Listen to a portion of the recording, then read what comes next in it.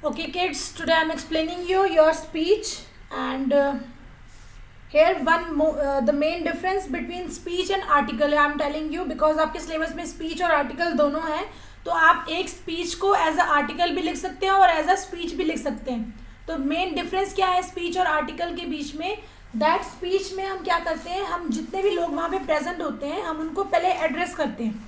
Like हमने इससे पहले भी एक speech की थी, उसमें हमने लिखा था ना, like honourable principal ma'am, respected teachers and my dear friends, I am here before you to speak on the topic this this this. इस तरह से हम बोलते हैं ना, उसके बाद हम अपना टॉपिक स्टार्ट करते हैं. तो जब हम इस तरह से कोई चीज़ को पहले एड्रेस करते हैं कोई किसी को जो आगे सामने हमारे प्रेजेंट है, तो हम उसको बोलेंगे ये वो स्पीच है. अगर हम उसको डायरेक्ट स्टार्ट कर देते हैं तो हम उसको बोलेंगे आर्टिकल है.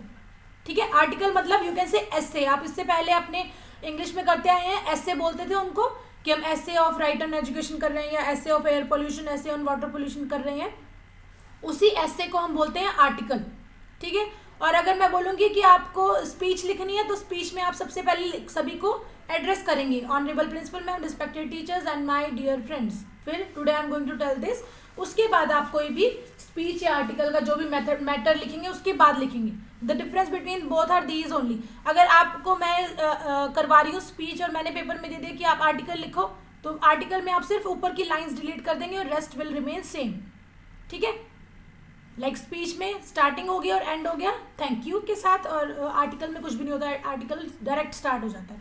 तो अब यहाँ पे हम करने जा रहे हैं स्पीच, तो इसका मतलब यहाँ पे ऊपर स्टार्टिंग में आएगा ना, honourable principal ma'am, respected teachers and all, that all will be before this. ठीक है, वो सेम रहता है हर एक स्पीच के अंदर. तो तभी यहाँ पे लिखा नहीं हुआ है. तो हम यहाँ पे डिस्कस करने जा रहे हैं right to education. Right to education, right का मतलब क्या होता है, अधिकार. तो क्या है, हमारे कॉन्स्टिट्यूशन ने, हमारे को गवर्नमेंट ने कुछ ऐसे अधिकार दिए हैं जो हमारे ऊपर लागू है. मतलब nobody can take that right away from us. हमें जो अधिकार गवर्नमेंट की तरफ से मिले हैं, being a citizen of India, मतलब being a citizen, being a नागरिक ऑफ भारत का नागरिक अगर हम हैं, तो हमें ये अधिकार कुछ दिए गए हैं गवर्नमेंट की तरफ से, वो हमसे कोई नहीं छीन सकता. तो यहाँ पर हम एक ऐसे अधिकार की बात कर रहे हैं, दैट इज एजुकेशन, मतलब शिक्षा. तो क्या है, education is man's best friend. Education क्या है, एक व्यक्ति का, एक इंसान का सबसे, you can say best friend है, सबसे अच्छा दोस्त है. It is a tool which helps to simplify lots of task in our daily life. ये एक ऐसा टूल है, एक ऐसा यंत्र है जो कि बहुत सारे काम, हमारे बहुत सारे मुश्किल कामों को सिंपल कर देता है, आसान कर देता है.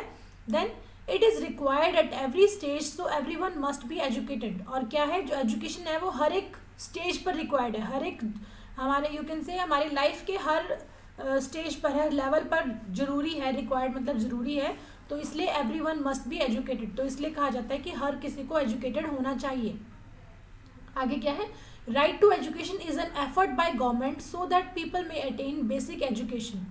राइट टू एजुकेशन क्या है, मतलब शिक्षा का अधिकार क्या है, is an effort by government. ये क्या है, गवर्नमेंट के द्वारा किया गया एक ऐसा एफर्ट है, मतलब ताकि एक जो इंसान है, एक व्यक्ति जो है, उसको बेसिक एजुकेशन मिल सके. क्या होता है कि कई विलेजेस में ऐसा होता है कि उनके पेरेंट्स क्या होते हैं, बच्चों को दे डिप्राइव देम फ्रॉम एजुकेशन, मतलब उनको पढ़ाते नहीं. उनको लगता है कि this is just wastage of money.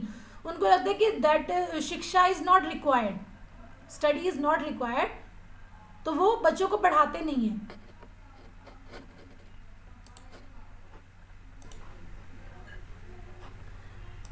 तो कई पेरेंट्स ऐसे होते हैं, उनको लगता है कि जो स्टडी है, द एजुकेशन है, that is just wastage of time, wastage of money, तो वो बच्चों को पढ़ाते नहीं है. तो गवर्नमेंट ने क्या किया है, गवर्नमेंट ने एक सभी बच्चों को, सभी लोगों को ये अधिकार दिया है कि उनको पढ़ाई करने का अधिकार है, बेसिक एजुकेशन लेने का अधिकार है.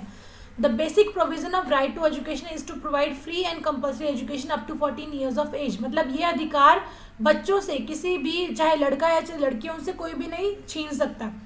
The basic provision of right to education, basic provision मतलब एक राइट टू एजुकेशन जो एक अधिकार का नाम है, जो गवर्नमेंट ने अधिकार दिया उसका नाम है.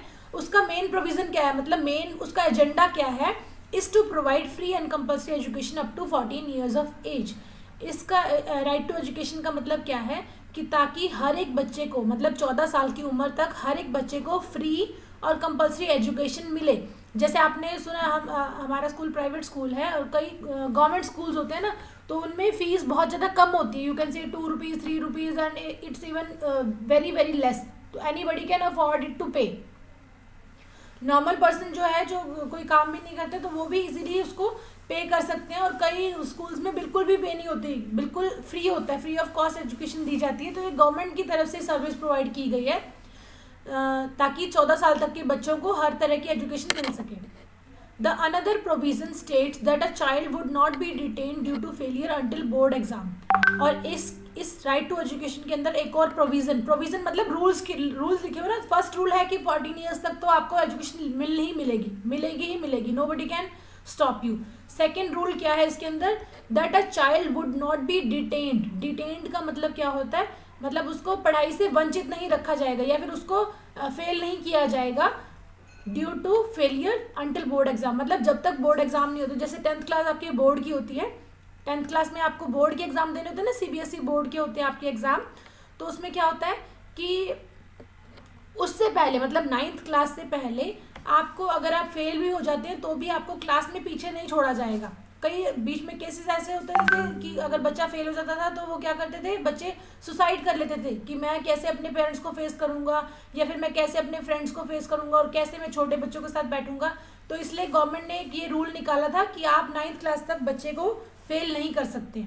This was the rule made by government. फिर आगे क्या है, the act also specify teacher student ratio. और इस एक्ट के अंदर और क्या चीज़ बताई गई है, स्पेसिफाई मतलब क्लियर किया गया है टीचर स्टूडेंट रेशियो।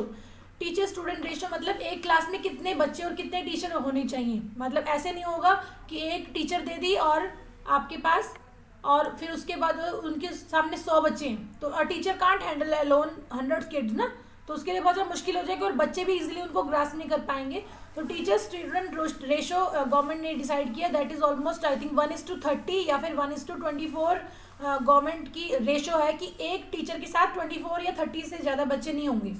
ठीक है, that is rule made by government so that children may get proper attention from teacher, ताकि बच्चों को प्रॉपर अटेंशन मिल सके टीचर से। And another provision stress upon providing quality education to student. और फिर एक और रूल क्या है कि वो क्या रूल किस चीज़ पे स्ट्रेस करता है, ये इस चीज़ पे स्ट्रेस करता है कि सभी को क्वालिटी एजुकेशन मिलनी चाहिए। क्वालिटी एजुकेशन मिलनी चाहिए, ना हो कि मतलब आपको स्कूल में तो बच्चों को बुलाया जा रहा है लेकिन उनको ढंग से क्लियर नहीं किया जा रहा, ढंग से उनको समझाया नहीं जा रहा। तो ये प्रोविज़न क्या स्ट्रेस करता है कि सभी को क्वालिटी एजुकेशन मिलनी चाहिए। Next is education is N ornament in one life, so everyone must attain proper education and move towards success. तो एजुकेशन क्या है, एक ऑर्नामेंट मतलब एक काइंड ऑफ गहना है, गहने पहनते हैं ना, मतलब हम कानों में और गले में, तो ये क्या एजुकेशन क्या है, एक काइंड ऑफ ऑर्नामेंट है। तो इसलिए हर किसी को एजुकेशन प्रॉपर मिलनी चाहिए और उन्हें सक्सेस की तरफ मूव करना चाहिए। Our education is competent enough to get recognition on international level in all sections of society and lead this nation to more light। और हमारी जो एजुकेशन है, इंडिया की जो एजुकेशन है, इस competent enough मतलब वो इतनी competent है, मतलब इतनी ज़्यादा efficient है to get recognition on international level की, मतलब उसको इंटरनेशनल लेवल पर भी रिकॉग्निशन मिल चुका है या फिर मिल सकता है। In all sections of society, समाज के हर एक सेक्शन में हमारी जो एजुकेशन है वो इतनी ज़्यादा अच्छी है। And also to lead the nation to more light, और हमारी एजुकेशन में इतनी कैपेसिटी है कि वो इस नेशन को, इस हमारे देश को और उजाले की ओर लेकर जा सकती है। तो this is all about our speech of, you can say, right to education।